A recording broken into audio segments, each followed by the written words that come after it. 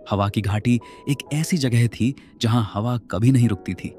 वह घास के मैदानों से होकर बहती थी, टूटे हुए पत्थरों के बीच सरसराती थी और अपने साथ पुराने रहस्य छुपाए रहती थी। एक दिन आरव उस घाटी के किनारे खड़ा था। उसके हाथ में एक पुराना नक्शा था जो उसे उसके पिता से मिला था। नक्शे को देखते हुए वह सोच रहा था, क्या यह सच में सही रास्ता दिखाएगा? उसके पीछे मीरा खड़ी थी। उसके चेहरे पर डर नहीं था, बल्कि एक अजीब सा भरोसा था। वह जानती थी कि अगर कोई इस रहस्य को समझ सकता है तो वे दोनों मिलकर ही कर सकते हैं। दोनों ने घाटी में उतरने का फैसला किया। जैसे जैसे वे आगे बढ़े, हवा तेज होती गई और रास्ता और भी अनजान लगता गया। कुछ देर बाद उनके सामने एक बहुत पुराना पत्थर का दरवाजा आया। उस पर बने चिन्ह चमक उठे जब आरव ने नक्शा उसके सामने रखा।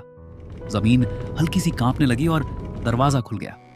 दरवाजे के अंदर एक लंबा रास्ता नीचे की ओर जाता था। दीवारों में लगे पुराने यंत्र धीरे धीरे घूम रहे थे और हवा उनके बीच से बह रही थी। रास्ते के अंत में उन्होंने उस रहस्य को देखा जिसे लोग हवा का यंत्र कहते थे।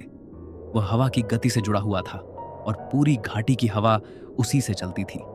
उसी पल आरव समझ गया कि यह यंत्र किसी एक को अपने पास रोकना चाहता है। किसी को यहां रहकर इसकी देखभाल करनी होगी। मीरा ने बिना कुछ कहे आगे कदम बढ़ाया। उसने यंत्र को छुआ और उसी पल हवा शांत हो गई। घाटी में पहली बार सन्नाटा फैल गया। आरव कुछ कह नहीं पाया। दरवाजा धीरे धीरे बंद होने लगा और मीरा की आवाज हवा में गूंज उठी, दुनिया को बता देना, हवा अब आजाद है। जब आरव बाहर निकला तो घाटी बदल चुकी थी।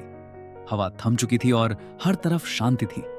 उस शांति में डर नहीं था, उसमें एक नई उम्मीद थी।